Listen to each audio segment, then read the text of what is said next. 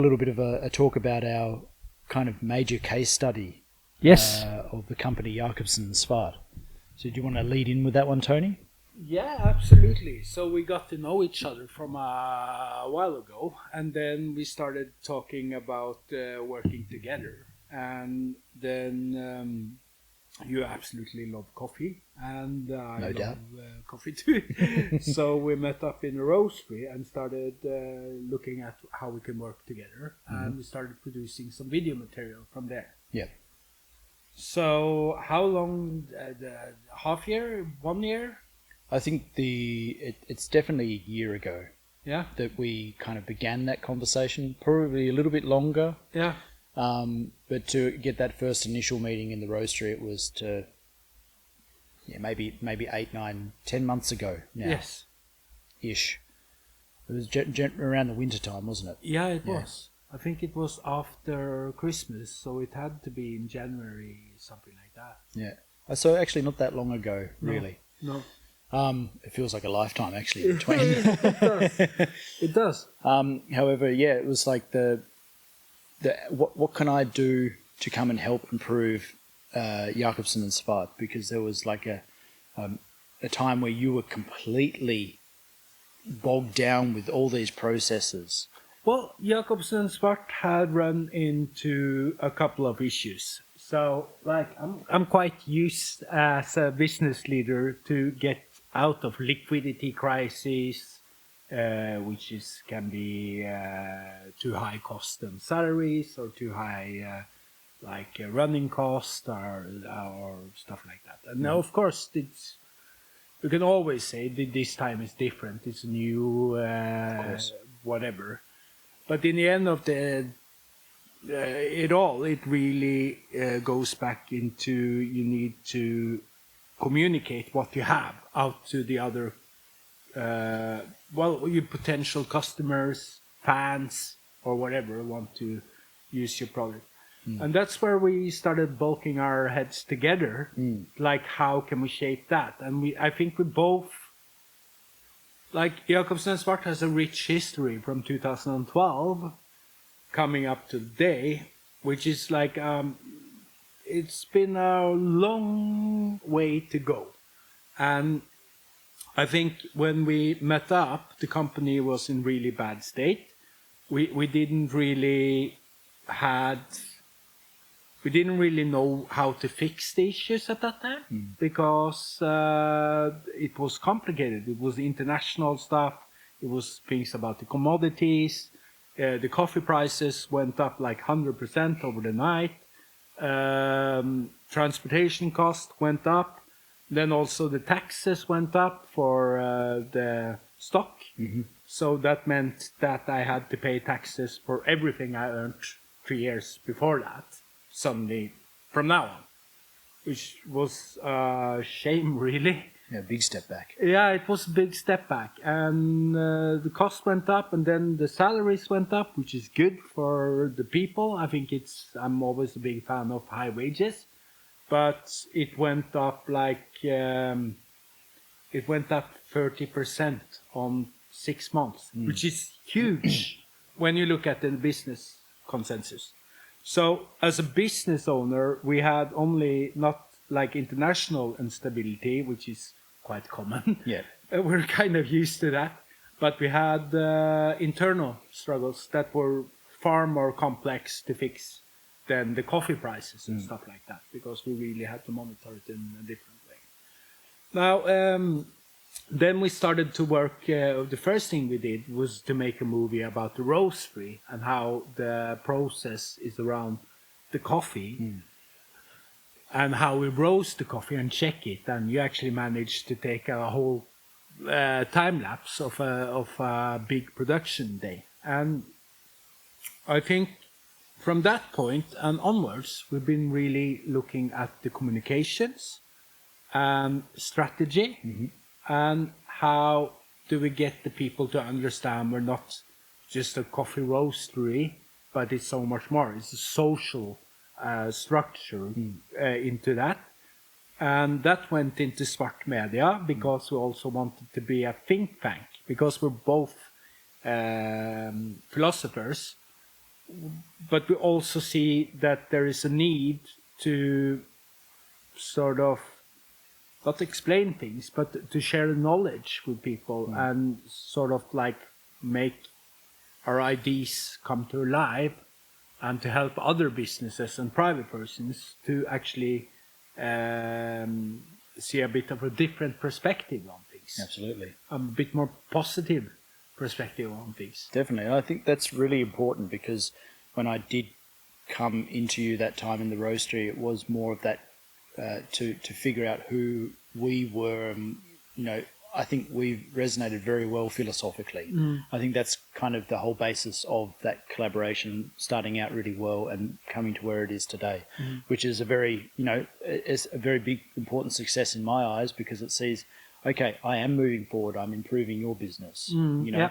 And I think that's kind of the whole essence of that Svart Media philosophy in itself, is that, hey, we want to see our business succeed, not only for ourselves, but also for our clients and partners, in also currently and in the future. And Jacobsen and Svart was a great one to actually get started with and work with, not only because you were the business owner of it, but because we could get a deeper insight to the business without having to spend, time just researching into who the company is, whatever, because you already had that information.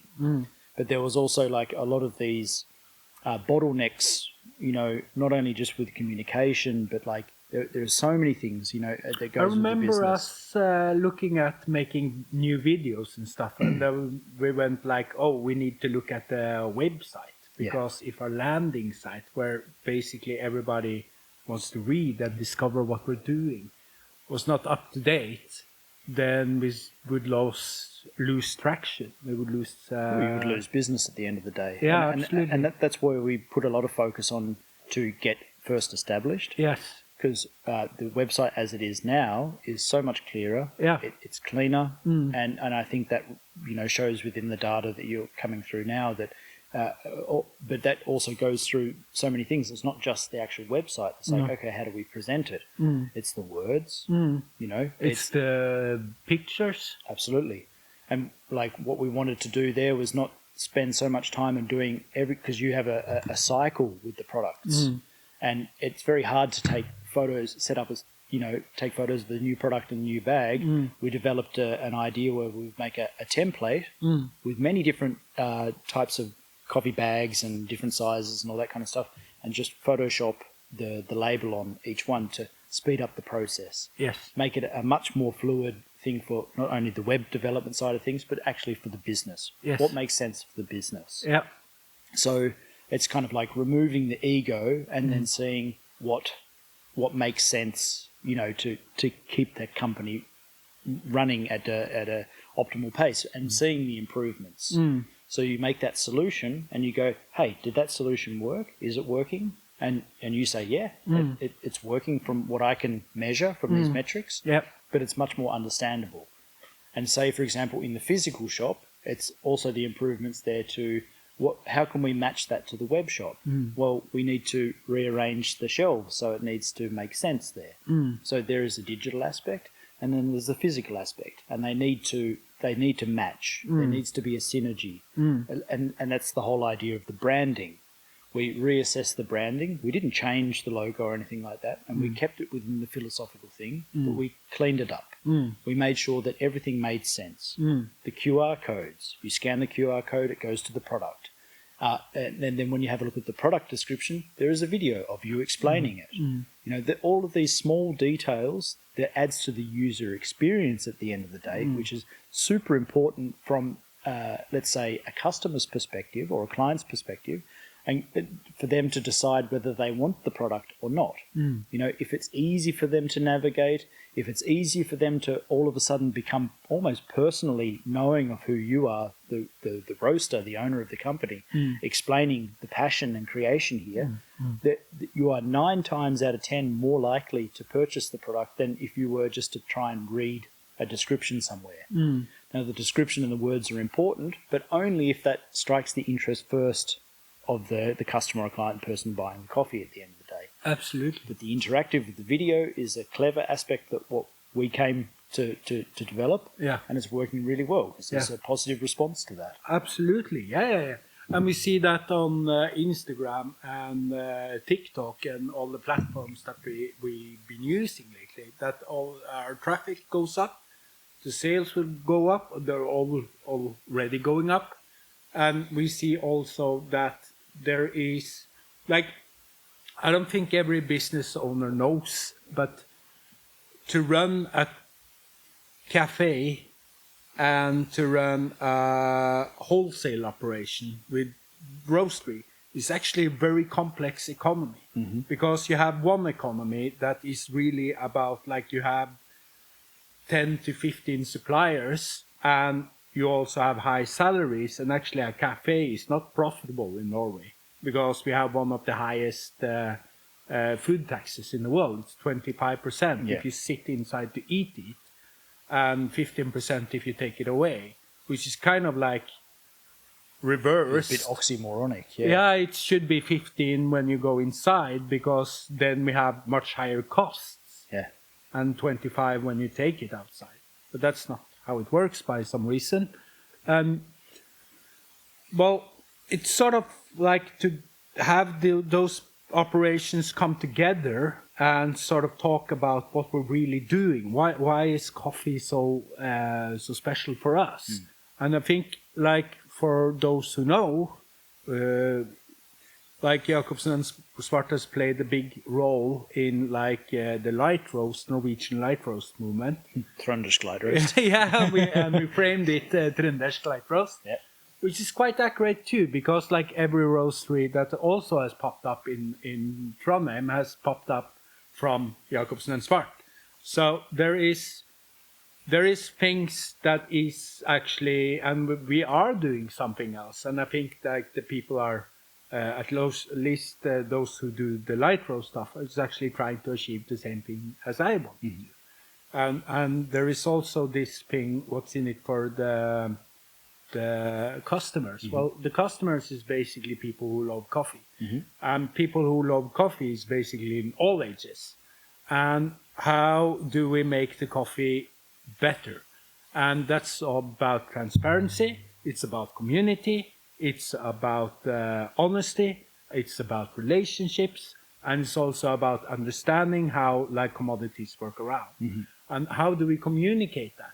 And you can't really, like, we could put up, like, spreadsheets about numbers, and this is Pedro, and this is what he gets, and this is transportation, and blah, blah, blah. But we don't see that actually coming true. So actually what we've seen and learned is basically the easier the communications are, the more they will go through the funnel. Absolutely. And sort of discover what you're really about. And also, like, the kind of way to communicate that as well is, like, from my perspective, coming from the more artistic, but still being business minded, that kind of it's a focus on the culture. It's a focus on, like, a lifestyle almost. You know, for me, the coffee cafe lifestyle is something kind of romantic in a way. Yeah. And I wanted to bring that romance back, you know, and give it that artisticness, and then also mix it with that philosophy and showing the importance of what a coffee house actually brings to society. You know, it's not only, you know, nice, good quality, transparent, locally made, prepared coffee right at your table, and don't even consider the cost, because you're there, a part of that experience, a part of that culture. You know, you could strike up a conversation with a person who you never met before in a coffee shop over an awesome cup of coffee that gives you a really good feeling, you know, and that's where I focus on is more of that kind of emotional, artistic aspect of it. But how does that make business sense? You can't just have art willy-nilly. You have to have functional art in that sense. So let's say, for example, we take it from the social media. It's a form of art. You know, it has to be visual, whether it's a kind of like a man talking or a woman talking in the camera, or if it's more storytelling type thing. So there are ways to kind of advertise it. Is it pushy, in your face kind of advertising, or is it suggestive, like, hey, I have this coffee because it makes me feel good. You know, it's a feel good product kind of thing at the end of the day. And anyone will put their own meaning and justification on it at the end of the day, but you just make that suggestion. Yeah. So I think with the to also keep in line with the philosophy of Jacobsen and Svart is that it didn't want to be so of this big commercial, this big consumerism type thing, and understanding that was the client's needs or the brand's needs, and to best facilitate that, but also give it that edge, that understanding that, you know, we are in this technical age, and tying all those things together, we created a much tighter operation. The tying in of that brand, completion of the brand. You know, you've got the brand philosophy, which is super important, and then understanding what's the needs. What's the need for the success? Well, the success is to sell the product, to be able to make a profit, to be able to move on. You know, to keep the business running, and then it's like that's that kind of thing. Like, you want to sell the product, but you don't want to be that commercial. You know, but there is a solution in that, and I think that's where when we do the research and the back and forth, because your business mind and your experience is different to mine, but it's complementary because it meets at a middle ground. Like, I go, hey, let's try this. I'll do a suggestion. You go, does it work in my framework? I go, yes. Okay, let's do this, and then see if it works. And that's also with my kind of romantic storytelling aspect, that I believe that it's really important to tell the story. It's important to tell the story of what Jacobsen Svart stands for. Before, there was no real communication about that. No. There was no words or videos talking about it. Whereas we set up a few production days, one where you sat down and spoke in front of the camera, you know, and then there was the one where we were in the roastery filming, and all of these details, the beans, you know, the process, and you tell the story from when we did that vision video, from it begins with the story. Why am I doing this? You want to bring a transparent, a handmade product, a quality product to the thing, and it is a premium brand. Absolutely. But you don't want to over premium it, like it becomes like whatever. No. But you want to keep it so it's a premium band, it's respected and it's loved, and then, you know, people don't worry about the price of it because they see the value in it because of how much value you put into the brand. So what care you do to the packaging, the advertising of it, in the web shop, the quality of the videos, you know, because that's complementary of how you direct the videos, but also of the subject. Yes. And telling the truth of it's not a flashy video, but we're focusing on the subject is the most important and crucial thing for my skill, is to not know that there was a cameraman there filming it, but rather you get brought into the story of it. And that's what we did with the vision video. It's like, here are the beans. You see that these are the raw materials that we're working with. To then roasting it and then testing it, cupping it, all of these processes that people had no idea, or people have no idea what the process is of the coffee making, to then packaging it, taking it to the shop. You know, it's a transparent process, really, in a quick visual video. Then it's on the shelf. Then all the different people in the shop grabbing it on a rainy day, a sunny day, you know, all different types of people, you know, enjoying the coffee. And then it comes to that whole point, you can take it at home and enjoy it with your first cup of the day. And it's about that feel-good feeling. Yes. That's a lifestyle. And it's also showing, hey, this is what we do. Yeah. And I think people underestimate, like, for instance, where is the romance in food? Like the food industry, if you go to a restaurant these days, it's hardly like it was back in the days, where you would get like a nice, what do you call it? Like a tablecloth? Yeah, tablecloth. There were maybe some candlelights, a bottle of wine. You would sit down, you would have some nice cuisine, maybe some French, maybe Mediterranean, stuff like that. Like today, you get a bite, which is basically like something like that, and you get 24 of those and 17 bottles of wine you have to go through. And you're going to pay like a lot to go through that. That's taking away what it's really about. And of course, it has been a very important point for the food industry to sort of like look into how much can you sort of go into the commodities and change the flavors and make something new and sort of like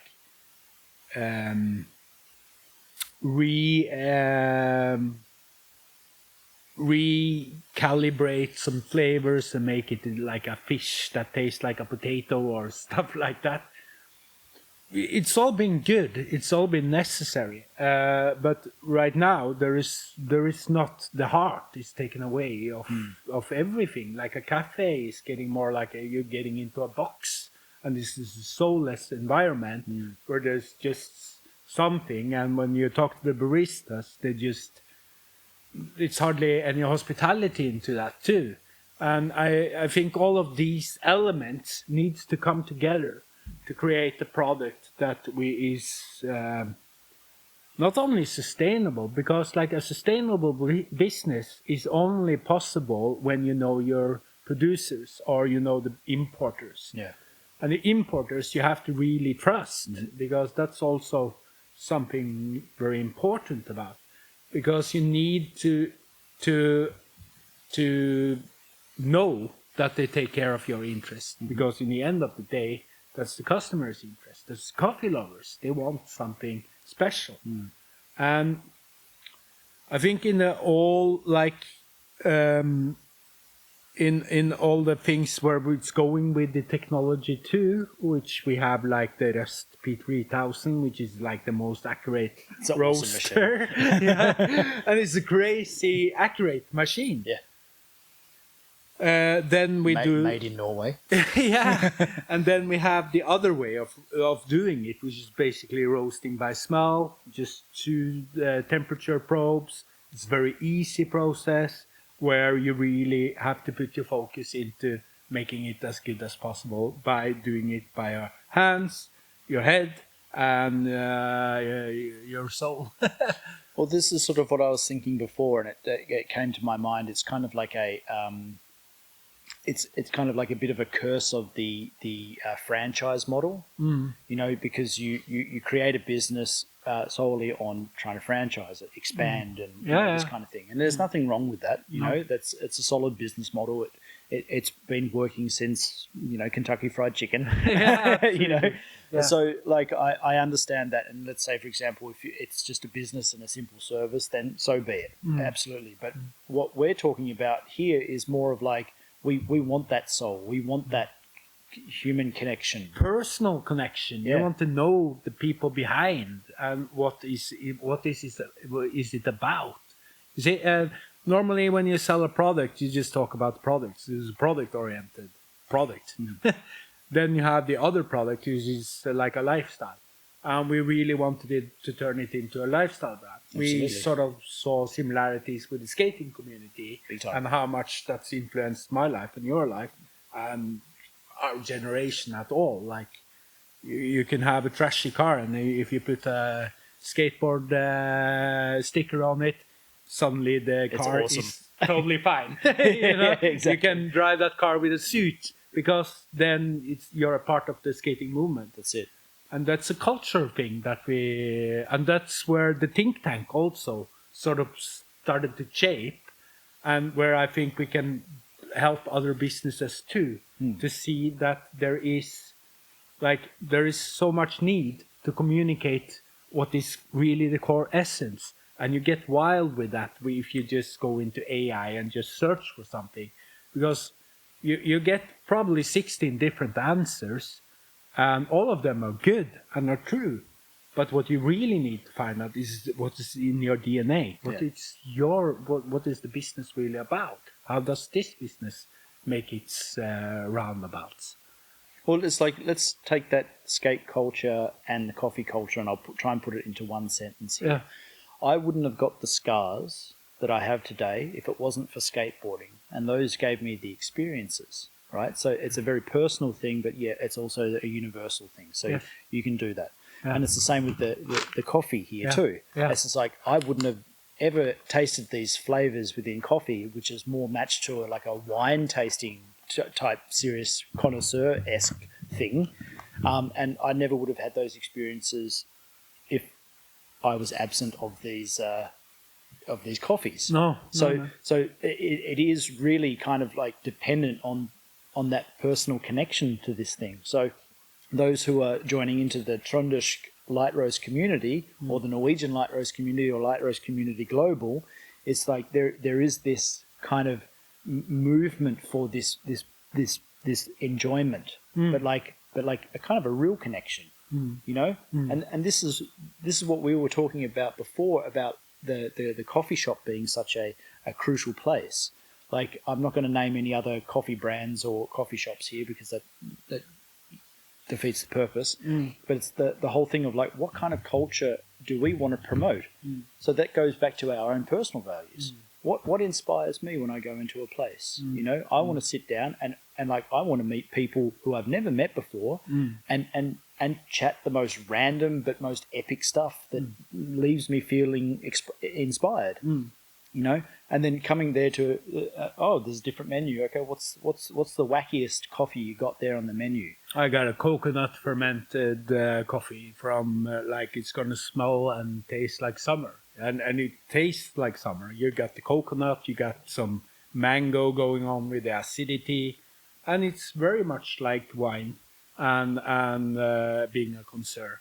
But it's also diving into what is the complexity of a commodity. Like if you really have a good source, if you have something good from the soil, you actually have something that you can't turn a bad fish good. That's just not possible.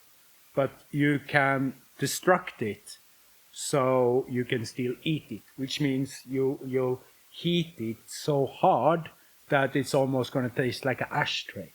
Then you can eat it because all the bacteria is gone, but so are the fibers and everything else. So you're taking the product away. You're basically eating charcoal. That's what's going on with a bit of the dark roast stuff. It's developed to hide the flavors. It's not developed to enhance the farmer or anything because it's going to taste the same like the next one. It's really about volume at the end of the day.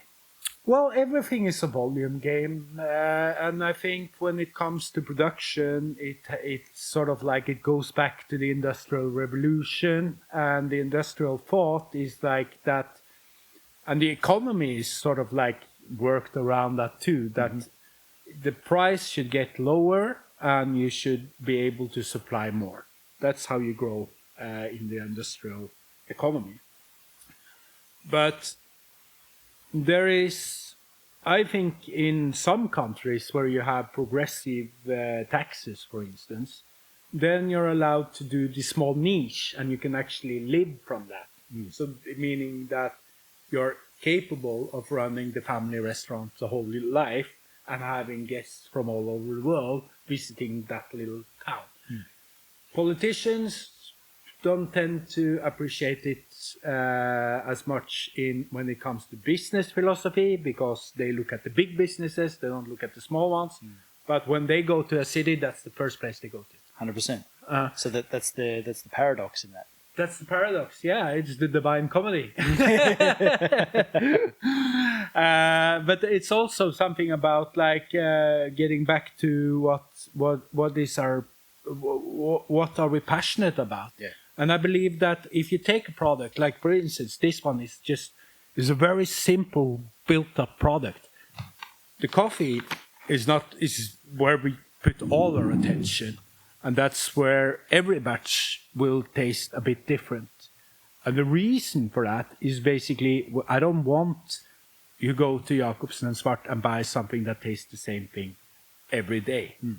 Though we have a line who are going to taste more stable the year around, which is basically like where the cauliflower comes into the picture. And the cauliflower coffee is what we had before that was a Brazilian coffee, which is like nuts, chocolate. It's the easiest coffee to like in the world. And it's probably the coffee that suits like most, like finds its own place in every occasion. But the problem with it is like if you have the same all year around where we are right now, then we're going to lose some.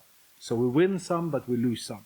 And I don't think we will get to that point. I think it's much better to educate and sort of get our people who buy our coffees to see that you can discover so much more. Yeah. So you basically don't need to like buy from hundreds of several roasters to find new roasting profiles. You will have that in the same selection. And I think also it's very important with the product that like this one is just basically like a heat sealer and some heated letters on it. So it's a thermo printer, which means that if I put this in a warm place, the whole label is gonna turn black or white. Really, I think this is a good way of like, it's a very simple way. It's got the craft paper and it's got the Dymo labels, which is basically used for labels for shipping and stuff like that. The logistics is very easy and it's transparent because it's what we're about is inside. Exactly, and that's the main focus is the actual product itself. It's not, okay, we can make the packaging look fancy and all that kind of stuff and put it in things for advertising and whatnot. Of course, absolutely, and that's what we are focusing on too. You know, and there's also the next phases of where do we go from here. So instead of kind of being totally obsessed around packaging and all that kind of stuff, okay, we'll look into that, whatever. But I think it's more about the way we continue talking about it, the communication behind it, and still tapping into that passion and inspiration. And I think ultimately, and it's tried and true, is that people gravitate around the passion, gravitate around the seriousness of what you're backing here. When I go to sleep at night, I can't wait for the first coffee. There you go. So I already start the day positive the night before. And then I'm looking forward to like, what is this gonna taste like? And that's why I buy some coffees that are like coconut fermented and whatnot. Pineapple fermented is also a thing. That's different. It's cool. You want that on your pizza? I want a pizza with coffee beans. With cucumber and pineapple flavor. But it's fun. And I think like that's where I think it sparked my curiosity. It's like because it's an investment. And we know by our own studies that we did together with NTNU at St. Olav, we looked at like the nutritious value of the coffee, even our basics one. Like they're full of, there are even vitamins in it. And the reason for being that is basically it's a fresh seed and it's basically tried to protect as much as possible. That's why we have the technology to do that, which is basically a fan, some probes where we can read the temperature, and a propane glass. And that works. So I think also what is very cool, because I'm very much focused on that whole, how do we bring that brand up and how do people connect to it and how do people perceive it and stuff. And, you know, looking at, we can look at trends and all that kind of stuff, but communication is a very important tool, you know, for human history. It's everything.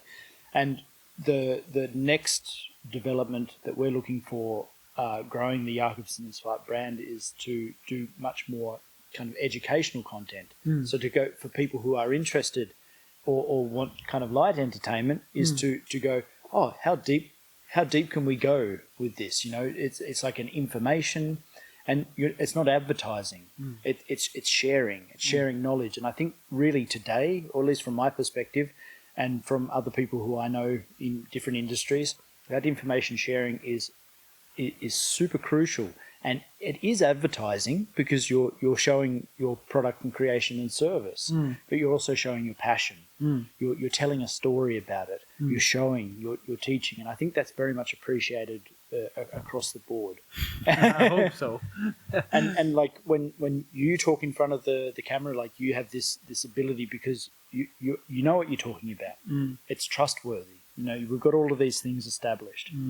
And it's one of these case studies which you can go anywhere with and have a lot of fun with it, you know. And at the end of the day, it's going to be a rewarding thing because we get back to having a cup of coffee together and enjoying that. Well, that's the fun part, because like through your discipline, whatever you're doing, you're gonna meet a lot of people. When you're doing something that is so regular as coffee, you can basically talk to everybody, even those who don't like coffee. They like to talk about why they don't like coffee, or what they drink instead of coffee, or maybe they drink tea instead, which I think also is a fascinating world. I think tea is super exciting. So it's all about really trying to figure out like how can we, because I think Jacobsen and Svart can grow and scale in many ways.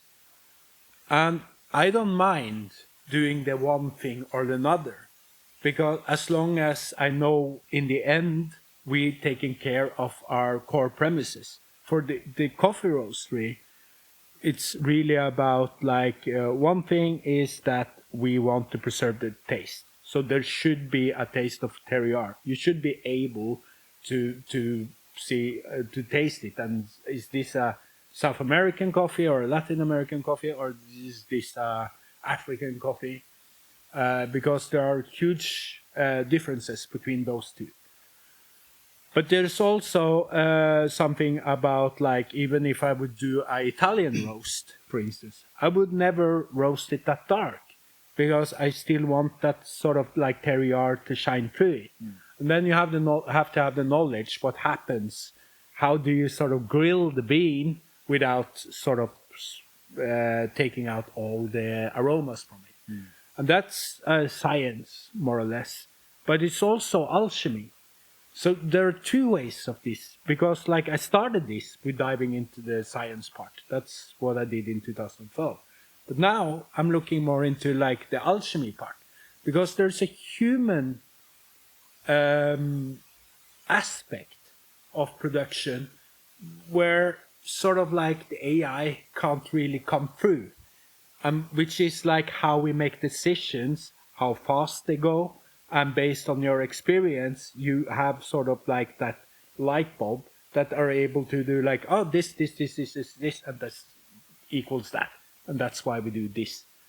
So, and I think like for the people coming into a cafe, or the international people, the tourists who have come into our cafe, which like they always buy 3, 4, 5 bags to take home. And what I see is that they have a community like, oh, you going to Trondheim? Oh, you have to go to Jacobsen Svart, buy 3, 4 bags for me, do this, and this. And this happens all the time. Well, I had friends from Germany visiting, and they were on a road trip from Oslo to Lofoten. Yeah. And I wasn't able to meet up with them this time, but they're driving back and they're going to come and visit. But she sent me a selfie of her actually in Jacobsen Svart. I said, no way. And she goes, I thought I'd bump into you here, but not today. And they bought several bags of coffee to take with them to Lofoten and enjoy. So I was just like, this is so cool, you know? This is so cool. And what I like about it is like we always have tried to be unpretentious about what we're doing, because in the end of the day, it's just coffee. And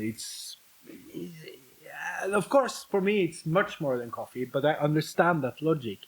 It's a coffee and it has certain flavors connected to it. But then there is this catch, like if you always get what you want or always what you expect, then you're not going to do anything new. No. And that's a bit boring. So because we need some entertainment. And I think like what we've been quite successful about is like we had so many guests from like listen, we I remember in 2016, 17, then we had the talk show legend Larry King. He came to and he was in our cafe. We loved it. And then we had like when Bruce Springsteen was playing in town. Then all his roadies came into my cafe 7 o'clock in the morning and had a coffee before they went back to the rig. And it's all those and all these stories. You know, it's just a cup of coffee, but what it can lead to is amazing. And it's such a huge impact and such a nice drink. And coffee has a great culture of like the coffee houses used to be like political institutions back in the day. You had penny universities, which is a frame for like you go into a cafe, you sit down with somebody, you get to learn new stuff. All you have to do is ask how, why, where, when. Tell me a story. Yeah, and then it goes on. And I think like that social pub is a really important part. Back to the Roman stuff. Like the social part of coffee is really the core of what we're doing. It's not if you're having the fanciest machine. To be honest, I don't like the most fanciest machines. I like workhorses. Yeah. I like stuff that works. Yeah. And I like things that are durable and made to last. I like things that we can handle 200 espresso shots and the machine is still fine and it's clean. That's how you have good routines and that's how you have good machines. So it's all really about like trying to make the best out of what you have. Don't buy the biggest or the most expensive equipment and think that you're going to make the best coffee. You're probably not, but you're going to sell more. Absolutely, because it's a volume game. Bigger the production capacity, the more people are going to buy from you. That's just Economics. yeah, it's fundamental. Well, there's that age-old saying, like the more expensive something is, the higher the running costs. Yes. So it's sure. like, you can get a Ferrari, Yeah. but then you got to pay the Ferrari costs. Good luck if your lock breaks down or something. Good luck if you're driving the roads here in Trondheim. Yeah. It's insane. You don't buy a Ferrari in Norway. No. It's that easy. That's the easiest way to get broke. But yeah, that's the thing in all of it. It's like the way in which I interpret and receive that information. It's like it's a deep passion and a process for you. You know, there's a lot of elements that they're from my perspective. It's a very culturally rich thing. You know, it's August now. It's been 10 years since I quit drinking alcohol. Yeah. So it's been a long time for me to reprocess information and connect other neural patterns in my brain and see what is healthy for life and all that kind of stuff. And coffee for me is kind of like been that long-standing thing since I had the coffee when I was really young with mum, and mum's like, "Here, try this." I was like, but then to be here now, it's just like it's reprogramming that kind of social thing. So I'm very kind of focused on how do we engage a social network of people to come to a place and enjoy company. You know, it's like, okay, the social media aspect, the internet one is one thing, but how do we connect those things to make it still a physical and real experience, you know, and then to also something that people can relate to, you know, and that's where the alchemy is in that kind of video, photo creation, but also event creation. Yeah. And this is something that we eventually are going to do, especially in the new location here, is to work on some of those concepts that maybe would have been a bit difficult due to regulation or policy in the city, that we can trial out here. For example, we do some the music events, maybe some trial a little bit of nightlife culture, how to establish a nightlife culture, but a healthy one. You know, change the definition of a pub, because everybody thinks of a pub as going to get a beer. But what does pub's actually colloquial or shortened for public house. And that's what a coffee shop is. So when I say I'm going to the pub, I'm actually going to the coffee shop from my perspective to go get a coffee, because coffee is actually something that helps. It's part of my creative process. and also it energizes me. And if I have a good cup of coffee that's something different from the average boom, then I'm going to be writing something inspirational. Not directly, but because that's part of my lifestyle, that's what inspires me.